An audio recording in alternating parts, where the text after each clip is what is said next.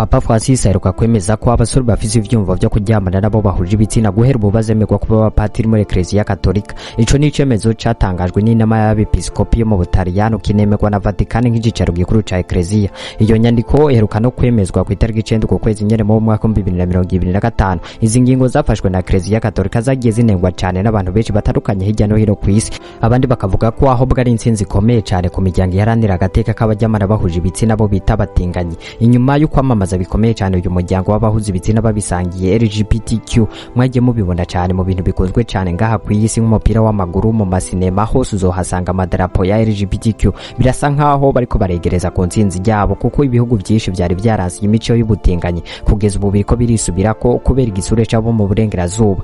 Ibihugu byo mu Burayi ndetse na Amerika bifatira ibihano bikomeye cyane ibihugu byasi iyo mico y'abahuza ibitsina babisangiye, ari navyo biheruka kuba ku mukuru w'igihugu cy'u Burundi Evariste Ndayishimiye ubwo yari mu kiganiro n'abamenyesha makuru muri komine Kiganda mu ntara ya Cankuzo. Ico gihe yavuze ko kubwiye wabatinganye tubabonye mu Burundi bari bakwiye kubajana kuri stade noneho bakabatera amabuye. Akivuga iryo jambo mu mwanya muto cyane byari bishikiye abatashaka kuvyumva na buhoro buhoro n'abanyaburayi ndetse na Amerika.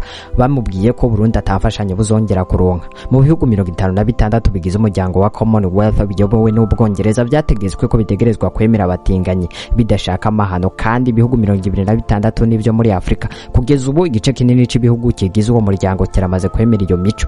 Ku rundi ruhande mu muryango wa Francophone ugizwe n'ibihugu 88, ibihugu 21 muri byo nivyo muri Afrika. Ibihugu biri muri uwo muryango navyo bitegekwa kwemera ubutinganyi mu bihugu vyabo, ariko naho biri uko hari ibihugu vyarahiye birarengwa ko bitazigira vyemera iyo mico yabo mu burengerazuba n'u Burundi burimo.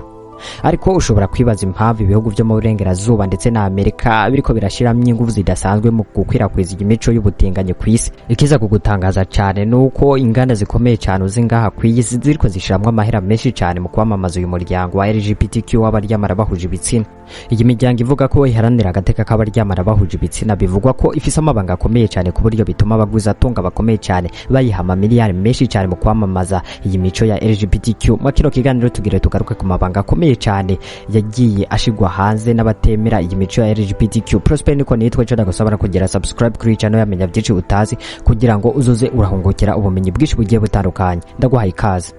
Akenshi iyo bavuze ku mibonano mpuzabitsina twumva ko baba bavuze igikorwa kiba hagati y'umugabo n'umugore badasangiye igitsina, kuko ari navyo dusanzwe tuzi mu mico y'u Burundi. Ariko kandi nk'abo mu burengerazuba iki gikorwa gishobora no kuba ku bahuje ibitsina, umugabo akaryamana na mugenzi we w'umugabo ndetse no ku bagore bikaba nk'uko nyene.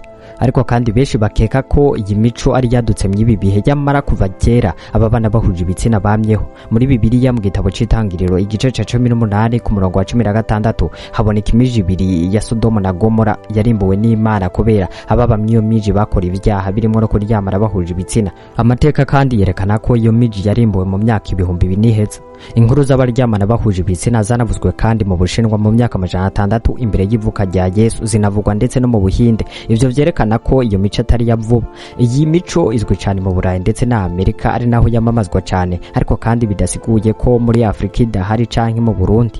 Bamwe babifata nk'icyaha gikomeye cyane, abandi bakavuga ko umuntu ashobora kuvuka akisanga yikundira uwo bahuje igitsina ataruhara na ruto yabigizemo. Ikigo c'ubuganga gifite icicaro mu Bufaransa cyitwa Ipsos Group cyakoze ubushakashatsi ku isi yose bise LGBTQ+ Pride 2021. Ubu bushakashatsi bwerekanye ko 7% by'abari ku isi ari abaryamana bahuje ibitsina, ngo 4% nabo babikora byose, ubukaryamana n'umugabo undi mwanya akaryamana n'umugore, abo bita ngo n'aba bisexual. Kandi ngo ibitigiri biriko biraduga cyane kuko biri cyane mu miyabaga. Hakiyongera ko biriko biramamazwa cyane ku buryo hari n'abavuga ko na Ecclesia Katolika yo bifisemo uruhara rukomeye cyane, ndetse bakanashingira ku ngingo iheruka gufatwa na Ecclesia Katolika yo kwemerera guha ubupadiri abasore bafise ivyumvo byo guhuza ibitsina nabo babisangiye. Papa Francis nawe ubwiwe abona ko ataca kirimo kuba umuntu afise ivyumvo byo kuryamana n'uwo bahuje igitsina. Aya n'amajambo Papa Francis ubwiwe yivugiye. Kuba umutinganyi si icaha, niko twaremwe nk'abantu. Twese turi abana b'Imana, kandi ku bw'inguvu umwe wese afise ategerezwa kurwanira agateka kazina muntu. Kuba rero umutinganyi si icaha na gatoya. Reka tubanze dutandukanye ubugizi bwa nabi n'icaha. None kubura umutima wo gufashanya hagati yacu nanone ibyo bivuze iki? Ekleziya Gatolika y'Ubutaliyani yatangaje ko abasore bafise ivyiyumvo vyo kuryamana nabo bahuje ibitsina bemerewe kuba abapadiri igihe cyose bemeye kwifata ndetse no kwirinda gukwirakwiza imico yabo kubijanye n'imibonano mpuzabitsina. Iyo ngingo yatangajwe n'inama y'abepiskopi yo mu Butaliyano ndetse inemerwa na Vatican nk'icicaro gikuru ca Ekleziya. Iyi nyandiko ivuga ko abantu bafise ivyiyumvo vyo kuryamana nabo bahuje ibitsina bashaka kwinjira mu bahiswemwo kuba abapadiri bategerezwa kwiyemeza kubaho batarongoye nk'uko abandi basore bemera kureka kurongora abagore. Iyo nyandiko kandi bandanye ivuga ko ushaka kuja muri seminare adashobora kuvyankirwa ngo ni kubera ko afise ivyiyumvo vyo kuryamana n'uwo bahuje igitsina. Iyi ngingo Ekleziya yafashe yanezwe n'abantu benshi cyane, banavuga ko ivyo ari gufasha bamamaza umuryango wa LGBTQ w'abaryamana bahuje ibitsina gushika ku ntsinzi yabo. Ndarakwibutsa ko ibihugu byinshi vyari vyariyamirije iyo mico y'ubutinganyi ubu biriko biragenda biyemera kubera ibihano bishobora gufatirwa, ariko kandi hakaba n'ibihugu vyarahiye birarengwa ko iyo mico y'ubutinganyi bitayikeneye mu bihugu vyabo. Ariko kandi uyu muryango w'abahuza ibitsina babisangiye LGBTQ uriko uragenda waguka cyane. Mu bisanzwe LGBTQ irimwe abafise imico itandukanye ariko ishaka gusa. Hari abo bita lesbienne ari naryo ritangura kuri ijya R ya mbere itangura kuri LGBTQ. Abalesbienne n'abagore baryamana na bagenzi babo b'abagore, hagasubira ijambo gay risubirira ijya gay yo kuri LGBTQ. Aba nabo n'abagabo canke abasore baryamana na bagenzi babo b'abagabo nyene, hagakurikira ijambo bisexual risubirirwa n'urudome B. Aba nabo barajaniranya yabo umusore canke umukobwa ashobora kuryamana n'uwubonetse wese ndetse no kubakobwa bikabuko nyene. Hagakurikira transgender isubirirwa n'urudome T. Aba nabo n'abafise igitsina gitandukanye nico bavukanye, no kuvuga ababa barihinduje igitsina. Hagakurikira intersex isubirirwa n'urudome I. Aba nabo ni bamwe twita abana vyompi, no kuvuga ko baba bafise ibitsina bibiri ariko hakabamwo kimwe gikora neza. Ikimenyetso naco cyo guteranya kikerekana ko hari n'abandi badakunzwe kuvugwa. Uyu muryango rero wa LGBTQ uramamazwa cyane bikomeye cyane ndetse ugafashwa n'abagwizatonga bakomeye cyane ku isi. Ariko naho biruko hari ibihugu bitanga igihano c'urupfu kuri abo bantu bafise iyo mico y'ubutinganyi. Ubu ibihugu 22 byo muri Afrika mu bihugu 54 nivyo vyemera aba bana bahuje ibitsina. Ibindi bihugu bishobora kubahanisha igihano c'urupfu canke gufungwa igihe kirekire nk'uko bitangazwa n'ishirahamwe ry'abatinganyi LGBTQ ku isi. Uwo muco w'ubutinganyi uhanishwa igihano c'urupfu mu bihugu 4 byo muri Afrika: Mauritania, Nigeria, Somalia. Aho ni mu bihugu bikurikiza amategeko ya Sharia yo mu idini rya Islam. Sudan nayo itanga igihano ca burundu kubagiriwe n'icaha c'ubutinganyi. Hakiyongera ko na Tanzania, Uganda na Zambia. Muri Gambia, Kenya na Malawi navyo bitanga igihano c'imyaka 14. Mu bindi bihugu naho muri Afrika atabihano bikomeye bafatira abatinganyi, ariko barakumirwa cyane. Uretse ko hari ibihugu bitatu bikingira cyane abatinganyi nka Angola, Maurice na Afrika y'Epfo.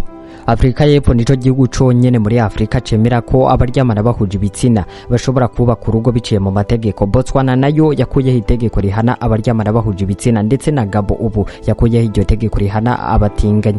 Ukuryamana kw'abahuje ibitsina bibandanya kuba ikibazo gikomeye cyane mu gwaruka, kuko bivugwa ko ariko ruriko rurayoboka iyo mico cyane.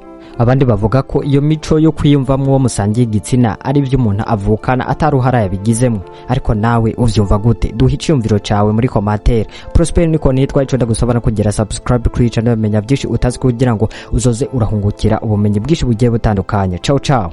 Aho sanga nta kintu muhejeje kubona muri aka kanya kubera mutagendereza ngo murabe ibihe. Hari ku itariki y'uyu munsi nyene mu mwaka uheze, hari itariki 31 y'ukwezi kwa12 mu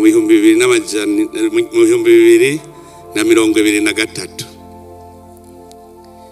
abamenyesha makuru barambajije mu kungeza aho duhagaze ku kibazo cy'abagabo barongorana n'abagabo n'abagore barongorana n'abagore. Muravyibuka twaravuze ko Uburundi ico kintu ntikinabaho, ntitwumva n'ingene cohanwa kuko ni sacrilego. Ico gihe isi yose yaratwirutseko gushikaho Banki Mondiale barantelefona bambwira ko kuva ubu Burundi butazosubira kuronka imfashanyo kubera iryo jambo navuze. FM baravuga bati ntituzosa gutanga imfashanyo kubera iryo jambo wavuze. Nanje nca ndababwira nti murugara Imana izoca yugurura handi.